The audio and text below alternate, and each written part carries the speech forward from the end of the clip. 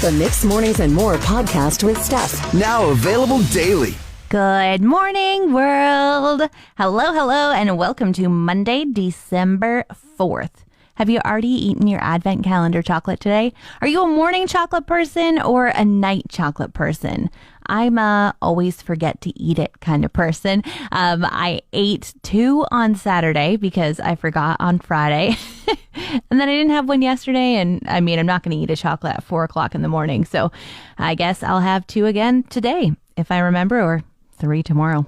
Every year, my husband and I go Christmas tree hunting in the forest with a couple friends. It's become a tradition. I think we went for our 6th time yesterday. And sometimes we bring things to make a little fire in the bush and make hot drinks over it. And other times we race the daylight and stop for warm drinks on the way. But it's always together. Yesterday, we got all bundled up and met at Tim Hortons, and I was surprised to see my friend in regular pants and a light jacket. And I said, "Where are your snow pants and big boots?" And he replied, "Where is the snow for the snow pants and the big boots?" Touché. What a weird year we're having. Hopefully, all the snow we've missed now doesn't show up in April, because it's kind of romantic when it falls now, and it's kind of the worst when it falls then. I went to an improv performance a couple weeks ago, and there were more actors on stage than people there to see them. There were 4 of us in the crowd, which made it very intimate. They kept asking the crowd for things like a location, a random item, sound effects. You can't hide in an auditorium of 4. We laughed a ton. And when we left, the actors were already outside chatting as they got ready to go to their cars. And I thanked them for the fun, and they were like, "Hope you'll come back." But it was in Edmonton on a Wednesday, so I had to say I wouldn't. I quickly followed it with, "Because we don't live here." I hope they believe me. Have you seen the posts where people are sharing the Grinch's phone number? I am really excited. I'm ready. I actually have seen 2 different posts with 2 different phone numbers on them where people have said, "Trust me, it's worth it. You have to call this number." So let's do it together.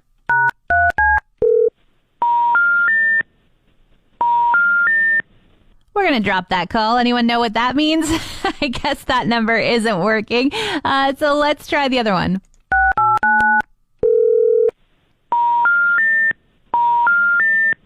Oh, come on.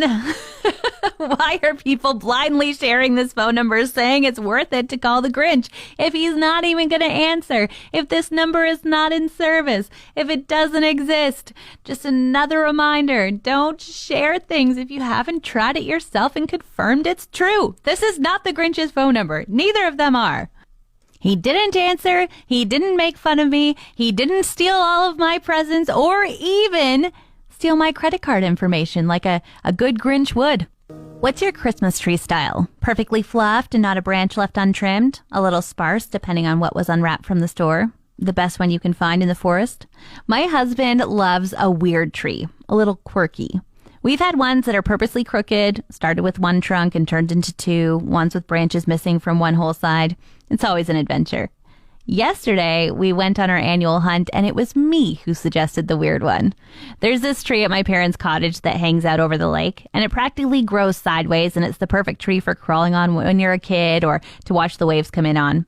And there was one in the forest just like it, albeit much younger and skinnier, but I had to have it. I don't know what it's going to look like set up because my husband spent 3 hours last night trying to figure out how to get it in the stand and to counterbalance it.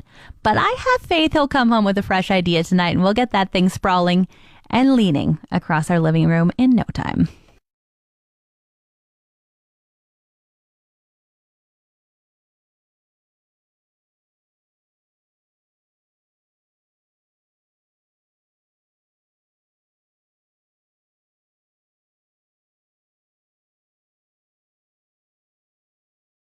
All right, it's December, so I've got my Impossible Christmas trivia cards. Now, these were last updated in 96. They have been updated since the 70s and the 80s. And I brought John, our promo coordinator, in to give it a try. John, do you have some Impossible trivia questions you've prepared? I do. Do you, Steph? I do have a couple. Are you going easy on me? Looking at these is really no easy, but sure. Valid point. All right, you go first. Okay, Steph. What country produces clay figures known as Santos each Christmas? Italy or France? Oh, my goodness. Italy? That's incorrect. The answer is France. Terrible. Okay, my turn. What song contains the phrase Prospero Anno? Song? Christmas song? Yeah. Frosty the Snowman. No, it's in another language. So Prospero Anno da da da da. Oh, Feliz Navidad. Hey, okay, we'll give that to you. But Yeah, I that's really right. helped you with that one. 100%. Stephanie, Oh dear, we're getting real formal here. in The Gathering, what Trapper John MD star played Adam Thornton Jr.? I don't even know what any of that just meant. In The Gathering, there's a Trapper John, and what is an MD? Magic the Gathering? Medical director? Oh, I have no idea. yeah, medical doctor, maybe. Oh, Okay. okay. Maybe who played him? Yeah. We're looking for a person? Yeah, Babe Ruth. that's correct. No, it's not. Gregory Harrison. Okay. All right, one more for you, John. In Germany, is it the tree or the Yule log that is the center of all Christmas celebrations? I actually know this. It's the log. You don't know it. What?